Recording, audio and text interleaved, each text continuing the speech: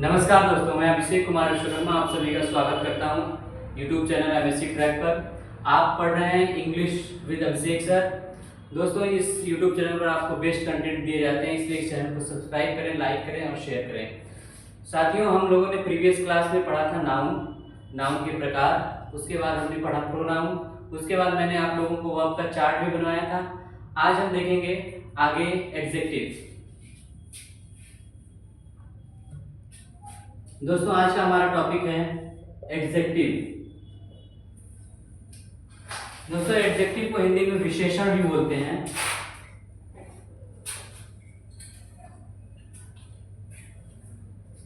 दोस्तों, जब भी हम कोई सेंटेंस लिखते हैं, जैसे आई लव टी, मुझे टी बहुत पसंद है, तो टी यहाँ पर क्या है? ऑब्जेक्ट है। लेकिन कोई भी ऑब्जेक्ट होता है तो उसका एक गुण होता है। जैसे टी कई प्रकार की हो सकती है, जैसे हॉट टी या कोल्ड टी।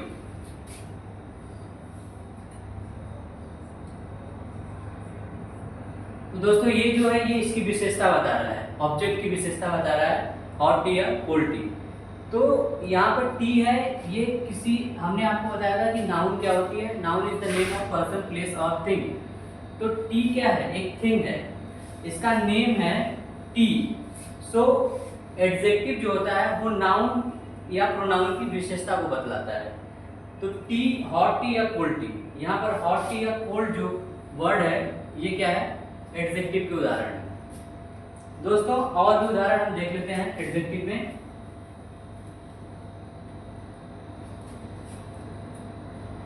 जैसे दोस्तों, बहुत सारे वर्ड्स होते हैं, जैसे एक वर्ड है ब्यूटीफुल।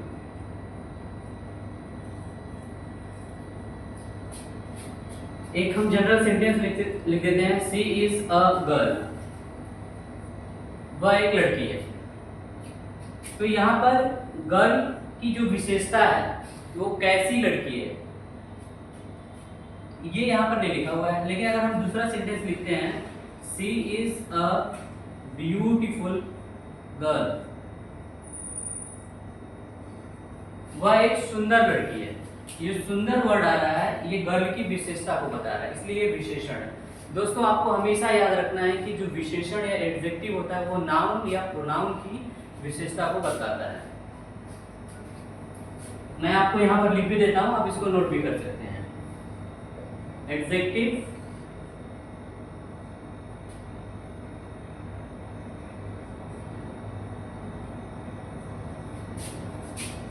क्वालिटी और सिग्निफिकेंस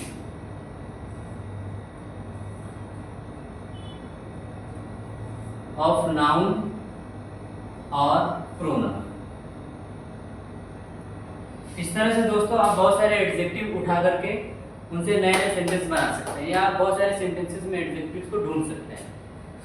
दोस्तों, इसके बाद आता है एडवर्ब। एडवर्ब को हिंदी में क्रिया विशेषण भी बोलते हैं।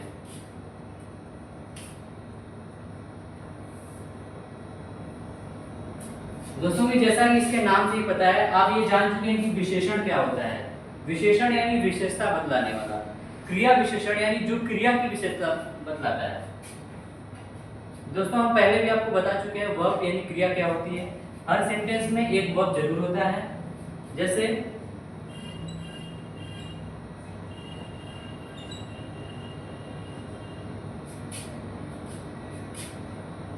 he is playing, ये एक सेंटेंस है। he is playing, वह खेल रहा है। यहाँ पर is playing, यहाँ कौन सी क्रिया हो रही है? खेलने की क्रिया हो रही है। यहाँ पर खेलने की क्रिया हो रही है। लेकिन अगर हम यहाँ पर एक नया सेंटेंस लिखते हैं,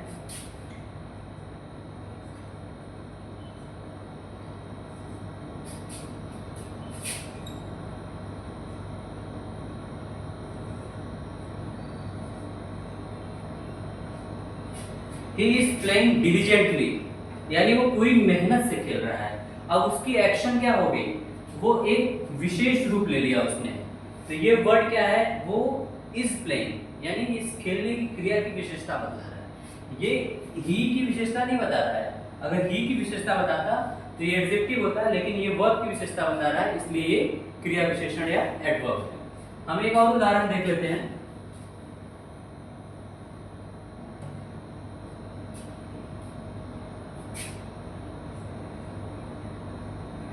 He went to school. वह स्कूल गया।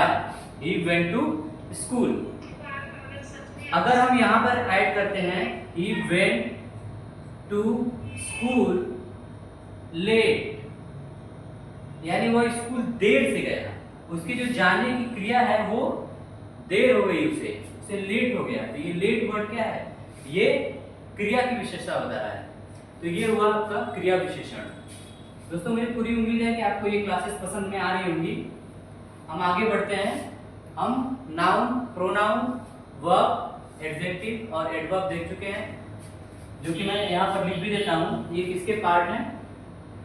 Part of speech. हमने नाउन देखा, हमने प्रोनाउन देखा, हमने वर्ब देखा, हमने एडजेक्टिव देखी और फिर एडवर्ब। दोस्तों इसके बाद हम आगे बढ़ते हैं और देखेंगे प्रीपोजिशन। उसके बाद दोस्तों हम देखेंगे कंजंक्शन।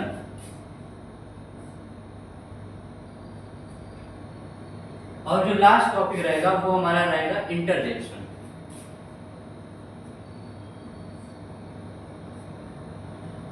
दोस्तों हम वन बाय वन आगे बढ़ते हैं।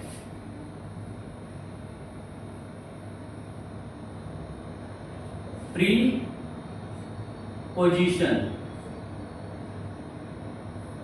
दोस्तों अगर इस वर्ड को प्रीपोजिशन, इस वर्ड को अगर तोड़ दिया जाए तो दो शब्द हमें यहां पे मिलते हैं। प्रीपोजिशन, प्री का मतलब पहले, जो पहले आए, पोजीशन यानी स्थान। एक वाक्य में किसके स्थान से पहले आएगा ये प्रीपोजिशन, ये हम देखते हैं। जैसे I am going to school. मैं विद्यालय जा रहा हूं। दोस्तों यहां पे आप देखेंगे जो ये स्कूल वर्ड है, इससे पहले टू आ रहा है, और ये क्या है? सब्जेक्ट हो गया, ये आपका वर्ब हो गया, ये आपका ऑब्जेक्ट हो गया। तो ये जो टू है ये स्कूल से पहले आ रहा है और ये बता रहा है कि आई एम गोइंग टू कहां पर? वेयर? स्कूल। यानी ये वर्ड जो है वो इन दोनों को आपस में कनेक्ट कर रहा है। तो ये स्कूल से पहले आ रहा है, इसलिए ये प्रीपोजिशन है। दोस्तों हम और भी एग्जांपल्स देखते हैं प्रीपोजिशन के।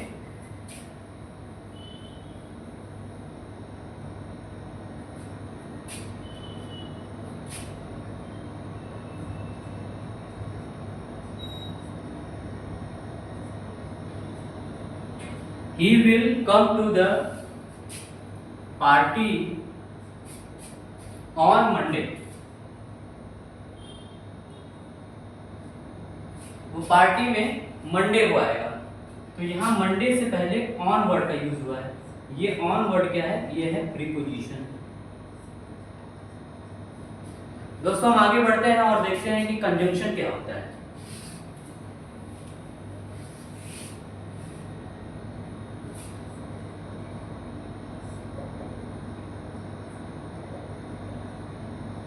कंजंक्शन वर्ड का मतलब ये होता है जोड़ना, दो वाक्यों को जोड़ना या दो शब्दों को जोड़ना।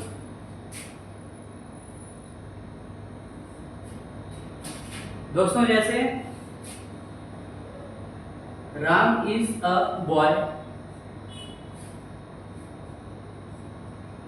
श्याम इज अ बॉय, ये दो सेंटेंसेस है। इसमें Ram is a boy, Shyam is a boy, is a boy common है। अगर हमें इसे ऐड करना है तो Ram and Shyam are boys. तो आप देखेंगे राम और श्याम, यानी जो एंड वर्ड आया इसने इन दोनों सेंटेंसेस को जोड़कर एक सेंटेंस बना दिया। तो एंड वर्ड यहाँ पे क्या है, ये कंजंक्शन है। इसी तरीके से इस तो दो वर्ड को जोड़ा गया है। अब हम दो सेंटेंसेस को जोड़कर देखते हैं।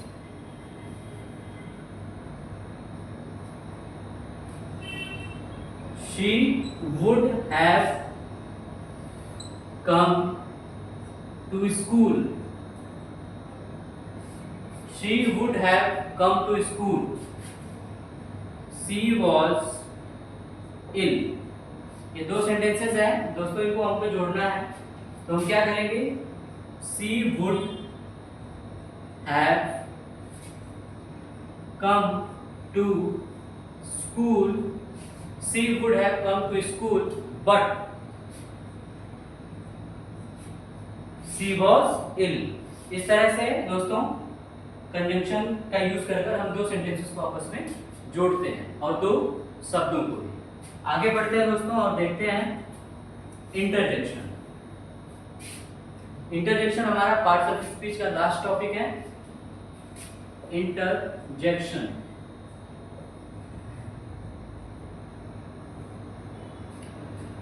दोस्तों, इंटरजेक्शन का मतलब होता है सडन फीलिंग।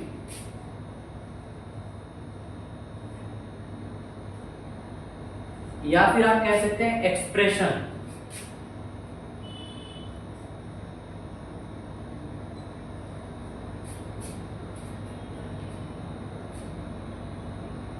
जैसे दोस्तों वर्ड्स आते हैं आउच, उफ, ओ, इस तरह के जो वर्ड्स आते हैं ये क्या होते हैं, ये सडन फीलिंग से एक्सप्रेशन को दिखाते हैं। ये इन्हें इंटरजेक्शंस बोलते हैं। इनसे सेंटेंसेस बनते हैं। जैसे एक है अलास, अलास सी डाइड। ये एक्सप्रेशन है। ये एक्सप्रेशन किस चीज का है, दुख का एक्सप्रेशन है। सी डाइड, उसकी मृत्यु हो गई, मुझे दुख है। तो ये एक एक्सप्रेशन है, अलास सी डाइड। तो दोस्तों इस प्रकार हम देखते हैं कि पार्ट्स ऑफ स्पीच में 8 पार्ट हैं इसके। Noun, pronoun, adjective, adverb, verb, preposition, conjunction और इंटरजेक्शन। मुझे उम्मीद है दोस्तों कि आपको पार्ट्स ऑफ स्पीच पूरी तरीके से समझ में आई होगी। इसमें मैंने आपको पार्ट्स ऑफ स्पीच के सारे टाइप्स, उनके डिफिनीशंस उदाहरण के साथ बताएं। तो दोस्तों एंजॉय करते रहिए क्लास को देखते रहिए। अगर चैनल को सब्सक्राइब नहीं किया तो सब्सक्राइब करिए, लाइक करिए, शेयर करिए और दोस्तों बने रहिए हमारे साथ English with Abhishek sir. Thank you. ठीक है, ये गलत, हाँ ठीक है।